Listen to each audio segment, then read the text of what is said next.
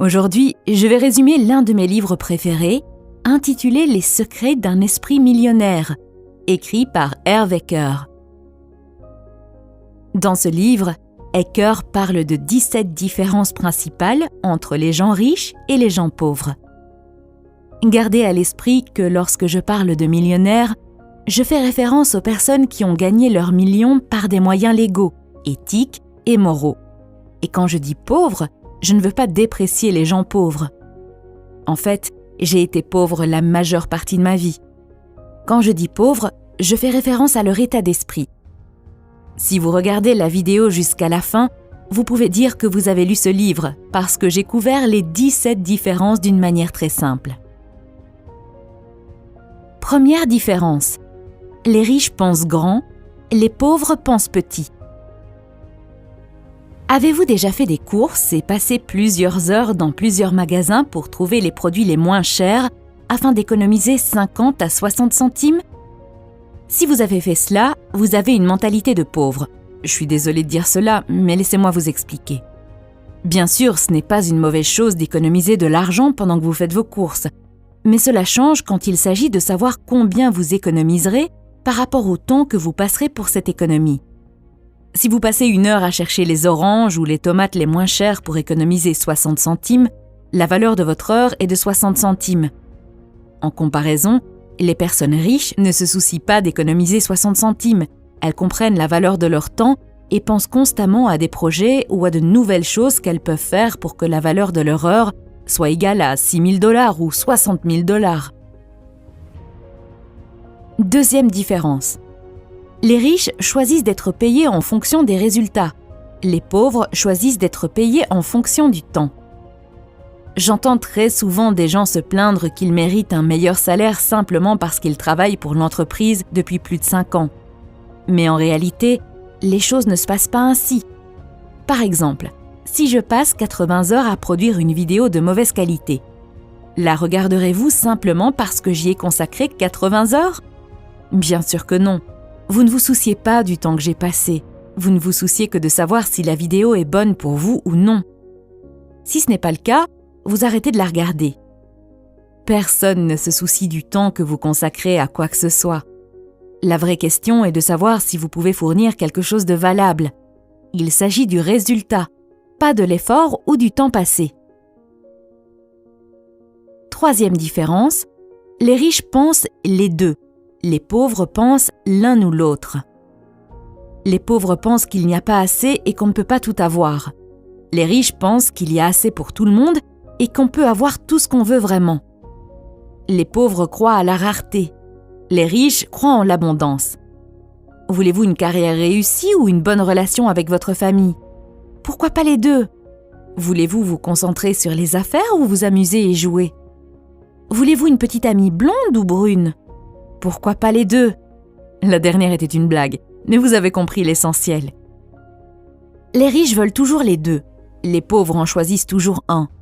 Les pauvres voient le monde comme un gâteau et croient que tout le monde va prendre une part et que le gâteau sera bientôt fini. D'un autre côté, les riches voient le monde comme un buffet ouvert. Une fois le plat terminé, la serveuse en rajoute et vous pouvez manger autant que vous voulez. Les pauvres pensent qu'ils doivent choisir entre l'argent et les autres aspects de la vie. Mais devez-vous choisir entre l'argent et le bonheur ? Non, bien sûr que non. L'argent est important et le bonheur l'est aussi. Vous pouvez avoir les deux. De nombreuses personnes ont des sentiments négatifs à l'égard de la richesse. Ils pensent que devenir riche vous rend mauvais. C'est pourquoi ils pensent qu'ils doivent choisir entre être riche et être une personne gentille. Ils choisissent donc d'être gentils et de rester fauchés.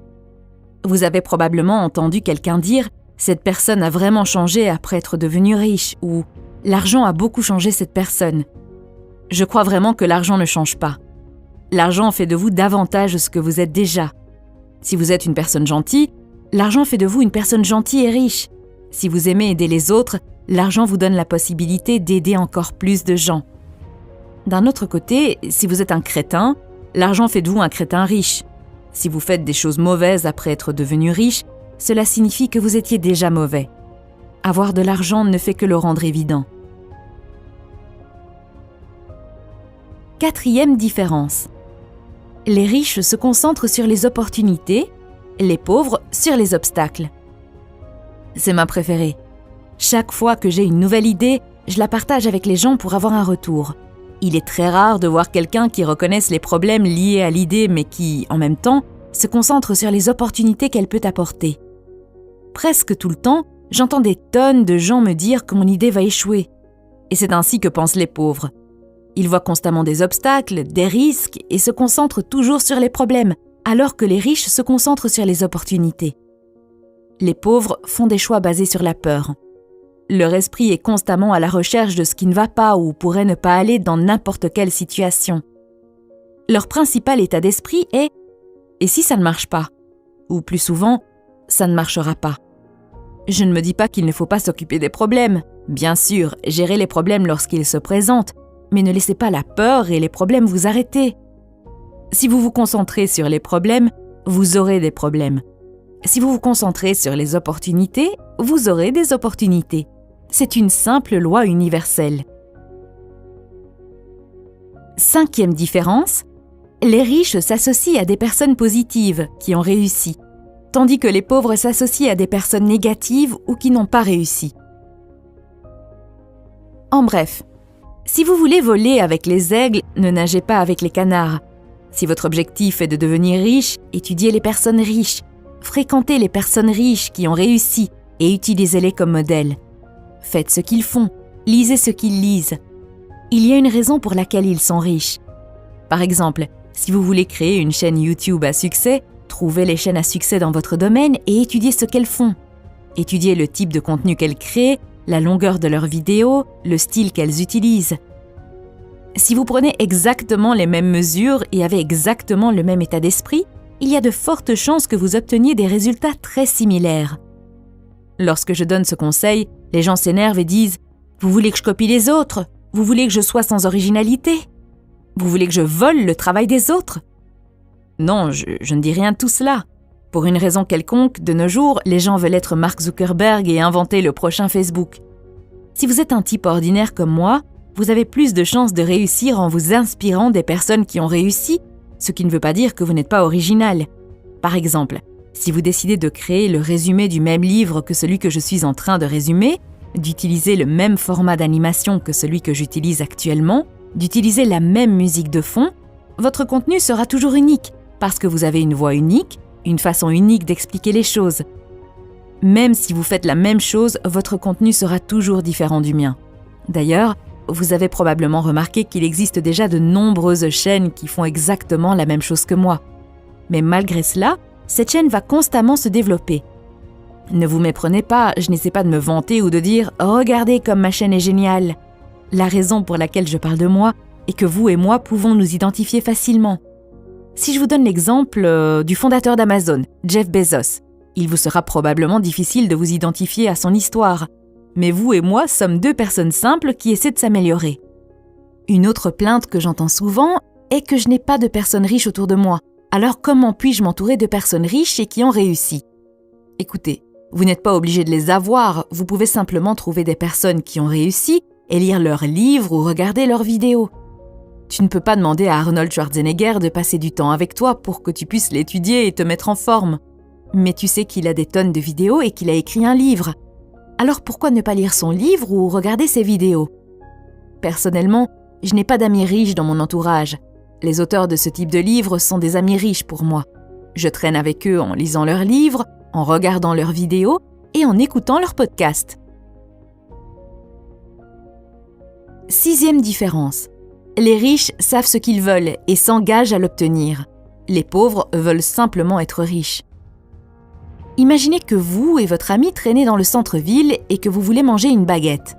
Votre ami s'approche du stand et dit « Bonjour, je veux acheter une baguette. Donnez-moi une baguette, s'il vous plaît. » Le vendeur derrière le stand sera probablement confus et demandera quel type de baguette votre ami veut, car il existe de nombreux types de baguettes. C'est exactement la même approche que les pauvres utilisent lorsqu'il s'agit de devenir riches.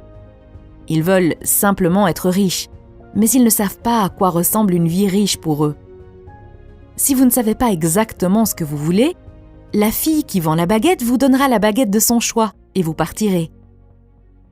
Imaginez maintenant que vous vous approchiez et que vous disiez « Bonjour, je veux une baguette de thon avec du fromage fumé, mais je ne veux pas ce type de pain. Donnez-moi ce pain complet avec des graines de tournesol.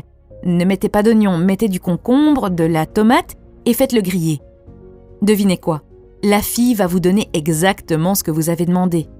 De la même façon, les riches n'envoient pas de messages contradictoires. Seuls les pauvres le font. La raison numéro 1 pour laquelle la plupart des gens n'obtiennent pas ce qu'ils veulent est qu'ils ne savent pas ce qu'ils veulent. Vous devez savoir à quoi ressemble une vie riche pour vous et avoir un plan pour y parvenir. Par exemple, pour moi, une vie riche signifie avoir la liberté de travailler quand je veux, où je veux. Je veux pouvoir prendre un taxi quand je veux. Je n'aime pas prendre les transports en commun et me sentir en sueur, surtout si je dois me rendre à une réunion importante. Lorsque je vais au restaurant, je veux pouvoir ouvrir le menu et choisir ce que je veux, sans regarder d'abord la colonne des prix. Je veux pouvoir emmener mes parents en vacances 2 fois par an. Je veux pouvoir aider les gens qui m'entourent lorsqu'ils ont des difficultés financières. Je veux pouvoir me réveiller à 11h le mardi et aller me promener dans le parc et respirer, tout simplement. Je veux pouvoir aller à la salle de sport au milieu de la journée et revenir quand j'en ai envie. C'est ma vie riche et j'ai le plan pour y arriver. Différence numéro 7. Les personnes riches sont prêtes à se promouvoir et à faire valoir leurs valeurs. Les gens pauvres ont une opinion négative de la vente et de la promotion. Permettez-moi de l'expliquer ainsi. Si vous aviez un remède pour une maladie quelconque, le cacheriez-vous à une personne qui en souffre? Je ne pense pas. De la même manière, si vous croyez que ce que vous avez à offrir peut vraiment aider les gens, il est de votre devoir de le promouvoir. C'est votre obligation de le promouvoir. En ne le promouvant pas, vous rendez un mauvais service aux gens. Peut-être que le produit que vous vendez est le produit qui peut changer ma vie, mais si vous n'en faites pas la promotion, je perds la chance de changer ma vie. Le refus de la promotion est l'un des plus grands obstacles à la réussite. Les personnes qui ont des problèmes avec la vente et la promotion sont généralement fauchées. Comment pouvez-vous créer un revenu important dans votre entreprise si vous n'êtes pas prêt à faire savoir aux gens que votre produit ou vos services existent? Quel que soit votre travail, vous devez être doué pour la vente et la promotion. Presque tous les aspects de notre vie impliquent la vente. Par exemple, lorsque vous essayez de convaincre votre partenaire d'aller au restaurant au lieu de faire du shopping, vous vendez. Lorsque vous essayez de convaincre votre fille d'étudier, vous vendez. En fait, en ce moment même, je suis en train de vendre. Je vous vends ma vidéo et vous la payez avec votre temps. Vous payez avec des minutes de votre vie. Et je n'ai pas honte de vous vendre ma vidéo.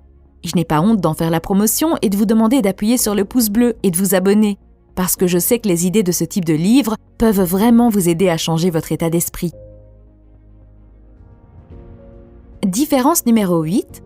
Les riches croient à « je crée ma vie ». Les pauvres croient à « la vie m'arrive ». Si vous voulez créer de la richesse, il est important que vous croyiez que c'est vous qui êtes au volant. Les personnes pauvres traversent la vie en tant que passagers.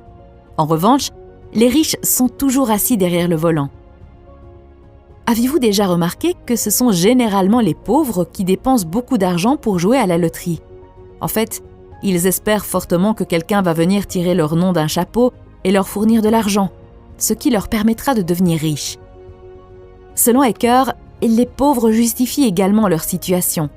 Ils disent des choses comme « l'argent n'est pas important, le bonheur et l'amour sont importants ». Ce genre de comparaison n'est pas correct. Laissez-moi vous poser une question. Votre jambe est-elle importante ou votre bras? Vous vous dites probablement « quelle question stupide, bien sûr, les deux sont importants ». Vous avez tout à fait raison. Les deux sont importants, de la même manière que l'argent et le bonheur sont tous deux importants. L'argent et l'amour sont tous deux importants. La nourriture et l'eau sont toutes deux importantes. Les pauvres accusent aussi les autres. Ce n'est jamais leur faute, c'est toujours la faute des autres. Ils se comportent toujours comme des victimes. J'ai 2 cousins qui ont grandi dans le même village, sont allés à la même école, ont eu les mêmes professeurs et avaient tous deux des parents pauvres. Aujourd'hui, l'un d'eux a beaucoup de succès et l'autre non. Et le plus intéressant, c'est que tous deux invoquent les mêmes raisons pour expliquer leur situation actuelle. Le cousin pauvre blâme le mauvais système éducatif, les parents pauvres, le gouvernement et le système pour son échec. D'un autre côté, le cousin riche a utilisé les mêmes raisons pour réussir. Il dit « Je savais que le système scolaire était mauvais et que mes parents étaient pauvres. C'est pourquoi j'ai commencé à m'instruire et à apprendre de nouvelles choses. Ils ne blâment personne ni rien. Une autre raison pour laquelle les pauvres sont pauvres est qu'ils se plaignent. Quand les gens se plaignent, ils se concentrent sur ce qui ne va pas dans leur vie. Il faut savoir que la chose sur laquelle vous vous concentrez va s'amplifier. C'est comme ça que l'on continue à avoir plus de ce qui ne va pas. Différence numéro 9. Les riches gèrent bien leur argent et les pauvres le gèrent mal. L'argent n'est qu'un outil, comme votre ordinateur ou votre téléphone. Donc, vous devez apprendre à vous en servir. Nous passons de nombreuses heures à apprendre comment utiliser un ordinateur. Mais lorsqu'il s'agit d'argent, les gens ignorent ce simple fait et ne veulent pas prendre un livre pour apprendre comment fonctionne l'argent et comment le gérer. Pour moi, c'est insensé, car nous travaillons de 9h à 17h chaque semaine pour cet argent. Mais quand il s'agit d'apprendre à le gérer, beaucoup de gens échouent. Vu le nombre de pauvres qui se plaignent de leur situation financière, on pourrait penser qu'il est logique d'apprendre les bases de l'argent, mais ce n'est presque jamais le cas. Les riches ne sont pas plus intelligents que les pauvres, ils ont simplement des habitudes différentes et plus favorables à l'argent. Pour maîtriser l'argent, vous devez le gérer. Dire « je commencerai à gérer mon argent dès que j'en aurai », c'est comme une personne en surpoids qui dit « je commencerai à faire de l'exercice et à suivre un régime dès que j'aurai perdu 5 kilos ». Commencez d'abord par gérer correctement l'argent que vous avez, puis vous aurez plus d'argent à gérer. Si votre fils ne sait même pas manier et entretenir son vélo, lui achèteriez-vous une voiture ? Bien sûr que non. La même logique s'applique à l'univers et à vous. L'univers dit « tant que vous n'aurez pas montré que vous pouvez gérer ce que vous avez, vous n'en aurez pas plus ». L'auteur dit même que si vous empruntez de l'argent pour vivre, vous devez apprendre à gérer cet argent. Le plus important est d'exercer les muscles de la gestion de l'argent pour que cela devienne une habitude. Il est très important de commencer par créer l'habitude. Par exemple, si votre objectif est d'aller à la salle de sport tous les matins pour pouvoir faire des squats avec 100 kg, vous devez d'abord apprendre à soulever une couverture d'1 kg avant de soulever un poids lourd de 100 kg. Si vous n'avez pas l'habitude de soulever la couverture et de vous lever du lit, vous ne pourrez jamais atteindre votre objectif. Pour bien gérer votre argent, l'auteur recommande de créer 5 comptes. Le compte d'investissement, le compte de loisirs, le compte d'éducation, le compte de dons et le compte de dépenses. Vous devez placer 10% de votre revenu après impôt sur votre compte d'investissement. C'est le compte qui va créer l'oie qui pond des œufs d'or. Ecker recommande également de mettre un montant égal, 10% sur votre compte de loisirs. L'argent sur le compte de loisirs doit être dépensé à la fin du mois pour des activités amusantes. Vous devez dépenser cet argent de manière à vous sentir riche et heureux. Si vous continuez à épargner, la partie de vous qui cherche à vous amuser finira par saboter vos autres comptes. Différence numéro 10. Les riches sont plus grands que leurs problèmes. Les pauvres sont plus petits que leurs problèmes. Le secret de la réussite n'est pas d'essayer d'éviter ou de se débarrasser de ses problèmes. Le secret est de se développer de manière à être plus grand que n'importe quel problème. Peu importe que vous soyez riche ou pauvre, vous serez confronté à des problèmes. La taille du problème n'est jamais le problème. Ce qui compte, c'est votre taille. Plus les problèmes que vous pouvez gérer sont grands, plus votre entreprise est grande, plus vous avez de responsabilités, plus vous avez d'employés et plus vous avez d'argent. Les choses que nous appelons problèmes ne sont en fait que des situations. Nous en faisons un problème. Respectivement, certaines personnes en font un problème, d'autres ne sont même pas affectées. Comment se peut-il que la même situation soit un problème pour l'un et pas pour l'autre ? Cela dépend de la personne, cela dépend de vous. Vous pouvez être licencié et déprimé toute la journée et vous plaindre, ou vous pouvez utiliser votre temps libre pour créer votre propre entreprise. Différence numéro 11. Les riches sont d'excellents récepteurs. Les pauvres sont de mauvais récepteurs. Un mauvais récepteur est une personne qui ne peut pas bien recevoir. Et que recevons-nous ? Nous recevons des éloges, des compliments, de l'argent, des cadeaux et bien d'autres choses. Beaucoup d'entre nous ont des difficultés à recevoir de telles choses. L'auteur dit que nous sommes conditionnés de cette façon. En grandissant, nous avons entendu des choses comme « c'est mal »,« tu ne fais pas l'affaire »,« qu'as-tu fait ?» Ces phrases renforcent toutes le sentiment de ne pas être assez bon. Et le fait de ne pas se sentir assez bien est l'une des raisons pour lesquelles nous sommes de mauvais récepteurs. À partir de maintenant, acceptez tout ce que quelqu'un vous offre. Si quelqu'un vous dit que vous êtes beau, dites merci au lieu de « Quoi ? Non, j'ai l'air horrible aujourd'hui ». C'est aussi simple que ça. Dites simplement merci et recevez votre compliment. Ecker dit « C'est drôle, quand j'étais fauché et que je voyais un centime par terre, je ne me serais jamais penché si bas pour ramasser ce centime. Maintenant que je suis riche, cependant, je ramasse tout ce qui ressemble à de l'argent. Puis je l'embrasse pour lui porter chance et je déclare à haute voix « Je suis un aimant à argent. Merci, merci, merci. » Différence numéro 12. Les riches jouent le jeu de l'argent pour gagner. Les pauvres jouent le jeu de l'argent pour ne pas perdre. Dans le sport, les équipes qui jouent strictement en défense et pas en attaque ont du mal à gagner. Malheureusement, la plupart des gens jouent au jeu de l'argent en défense, où leur préoccupation première est la survie plutôt que la richesse et l'abondance. Les pauvres veulent avoir assez d'argent pour payer les factures. L'intention est une chose très importante, et lorsque votre intention est d'avoir assez d'argent pour payer les factures, devinez quoi ? C'est exactement ce que vous obtiendrez, rien de plus. Vous devez viser haut. Vous devez viser les étoiles pour pouvoir au moins toucher la lune. L'auteur dit « Si votre objectif est d'être à l'aise, il y a de fortes chances que vous ne deveniez jamais riche. Mais si votre objectif est d'être riche, vous finirez très à l'aise. » Différence numéro 13. Les riches font travailler leur argent pour eux. Les pauvres travaillent dur pour leur argent.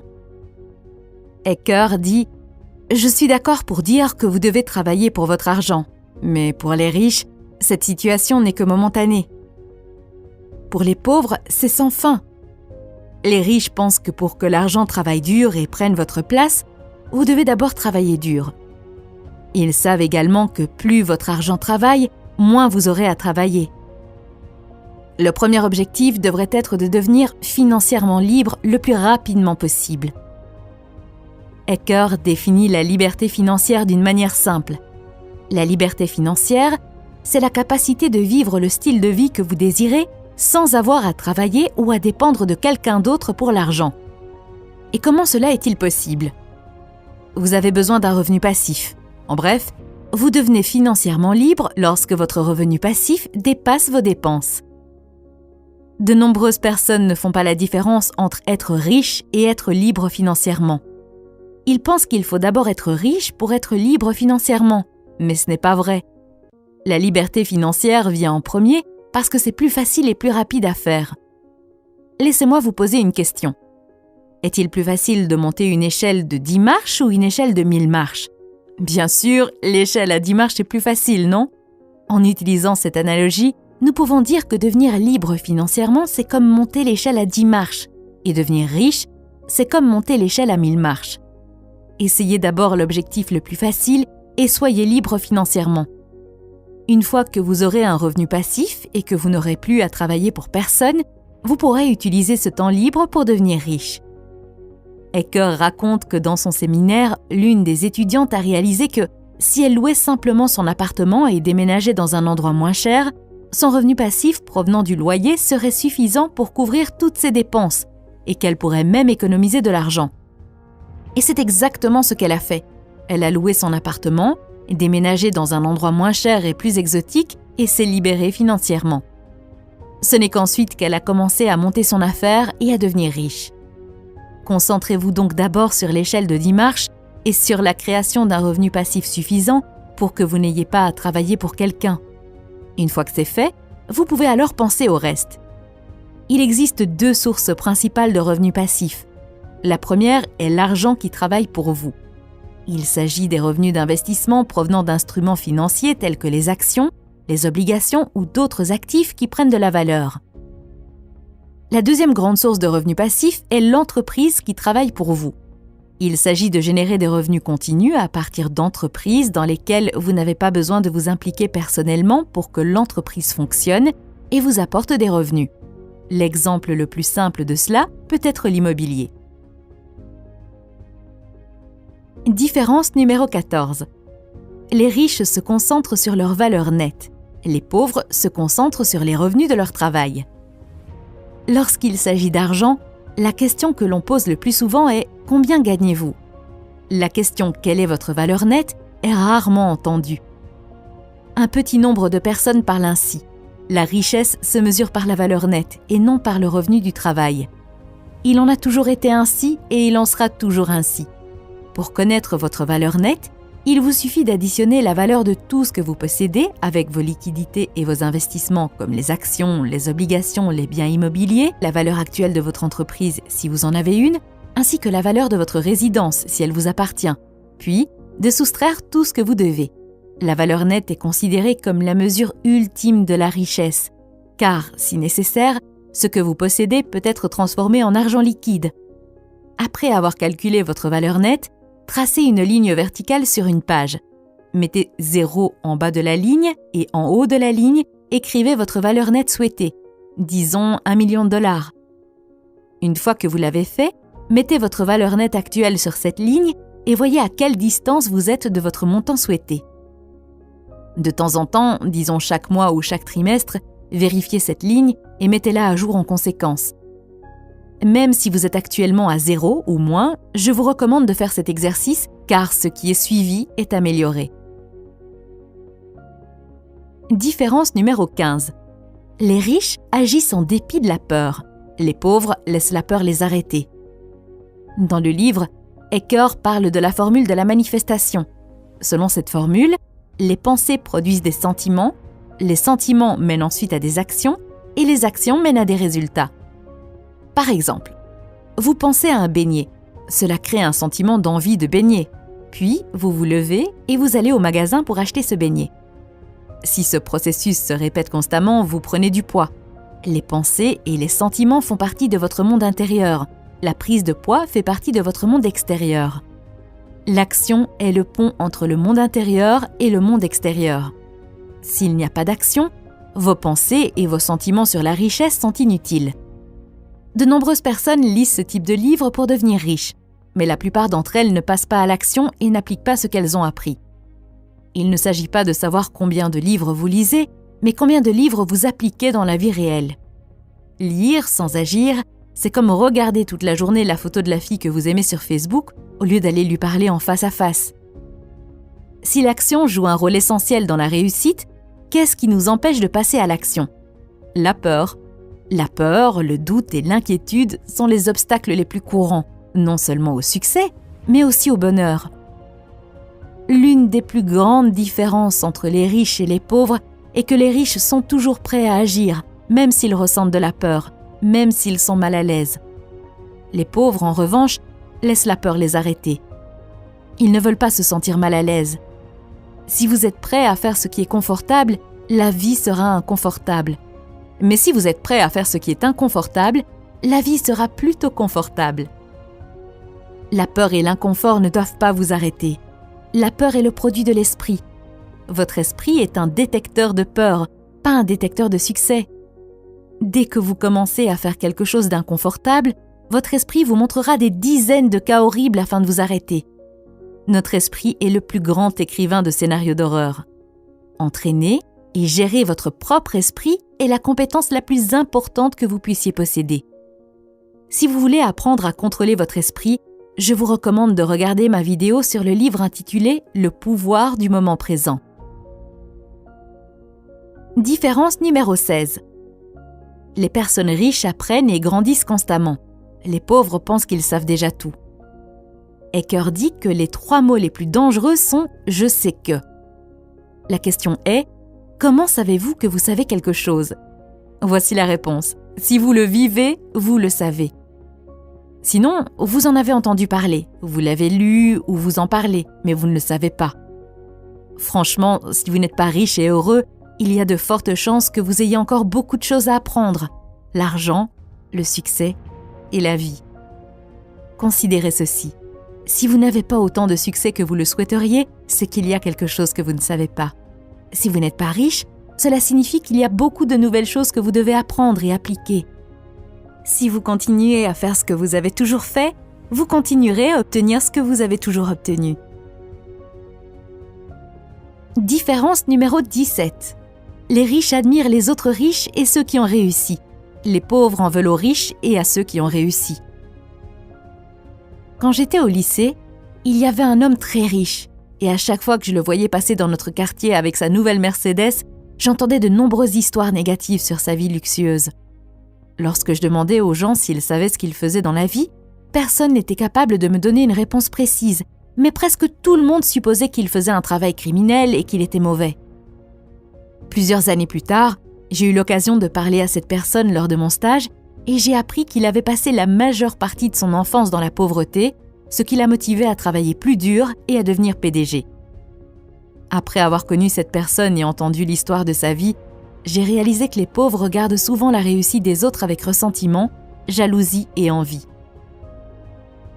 C'était la dernière différence. S'il vous plaît, mettez votre idée ou leçon préférée par rapport à cette vidéo dans les commentaires. Si cette vidéo vous a aidé, ne serait-ce qu'un peu, n'oubliez pas non plus de mettre un pouce bleu. Cela aide beaucoup la chaîne et me motive à résumer plus de livres. À bientôt!